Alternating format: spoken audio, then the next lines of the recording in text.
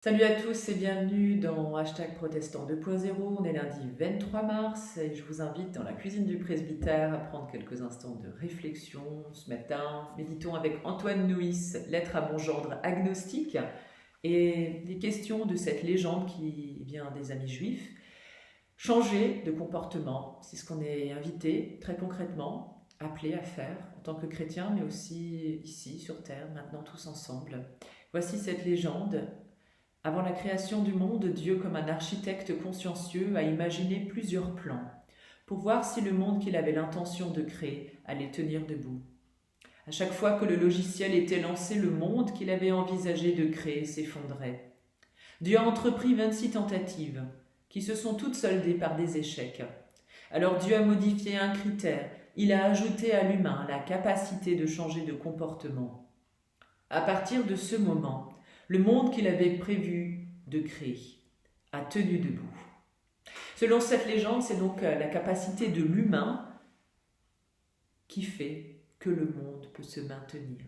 Sinon, il s'effondrerait. Le théologien juif André Neyer a écrit La perfection de l'homme, c'est d'être perfectible. Nous sommes donc toutes et tous invités à changer de comportement, là où on est dans nos familles, avec ce temps de confinement que nous devons vivre. Eh bien, pour ne pas le subir, nous pouvons prendre le temps de réfléchir et d'intérioriser tout cela. Jésus nous le dit dans l'évangile de Jean au chapitre 6, c'est la lecture pour ce matin proposée par notre plan de lecture biblique dans l'UEPAL. C'est Jésus qui dit à ses disciples, qui le questionnent pour plein de choses, et alors il dit, l'œuvre que Dieu attend de vous, c'est que vous croyez en celui qui l'a envoyé. Dieu nous demande de croire en lui, simplement de croire en lui, d'être attentif, d'ouvrir notre cœur, notre âme et aussi notre être tout entier, comme nous sommes là où nous sommes, petits et grands, à qui il est pour nous. Nous pouvons tout remettre entre ses mains, nos joies, nos peines, nos angoisses, nos doutes, mais également lui rendre grâce pour ce jour qui nous est donné. Que le Seigneur nous donne notre pain quotidien, c'est ce que nous prions dans le Notre Père.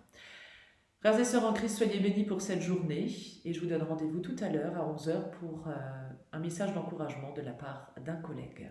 À tout à l'heure.